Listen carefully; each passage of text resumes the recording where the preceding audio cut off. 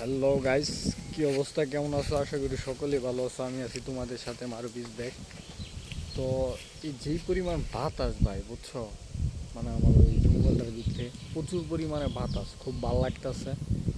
আর সবচেয়ে কষ্টদায়ক একটা বিষয় হচ্ছে কি, মানে জীবনের যেই সময়টার ভিতরে আইছি, চাকরি বাকরি ছাড়া, টাকা পয়সা ছাড়া আর কি পুরুষ মানুষের কোনো মূল্য নেই, আমি যতটুকু বুঝলাম এই 22 বছর জীবনে।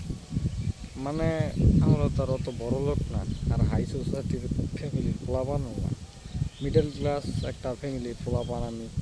তো চলতে ফিরতে ঘুরতে গেলেও আমাকে একটু টাকা পয়সা লাগে, না থাকলে তো হয় না। যেমন আমি সারাদিন এই যে বাড়ির ভিতরে বসে বসে থাকি, তো জিনিসটা খুব খারাপ না?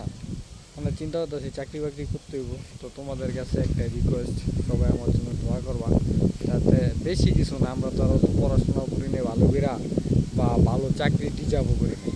তো জানি না কথা ক্লিয়ারলি বুঝে দিতেছে কিনা, কারণ আশেপাশে খুব নয়েজ দিতেছে, মানে বাতাস।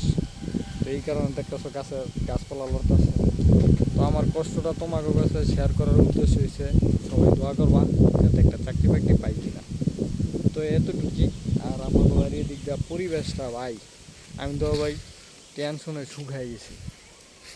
মানে কি থেকে কী বলবো, আমার মাথায় কাজ করতেছে না। আর যাই হোক, পরিবেশটা কিন্তু আসলে সুন্দর। তো অনেকে আমার এই মাঠটা তোমরা দেখছো, জেনে আমি আইসা নিলিবিলি ভিডিও বানাই। তো সবাই দোয়া করবা, জানি না কতটুকু আমি ভিডিও করে তোমার কাছে আর কি আমার মনের কথাগুলো শেয়ার করতে পারবো। কিন্তু এই যে যে একটা জায়গার ভিতরে আইছি, কঠিন জায়গা ভাই, বাতাসে বন বন বন বন করতেছে। যাই হোক, সবাই দোয়া করবা যাতে আমার একটা চাকরি হয়। আমি খুব কষ্টের ভিতরে আছি ভাই, বিশ্বাস করো আর না করো, সবাই দোয়া করো। আল্লাহ হাফেজ।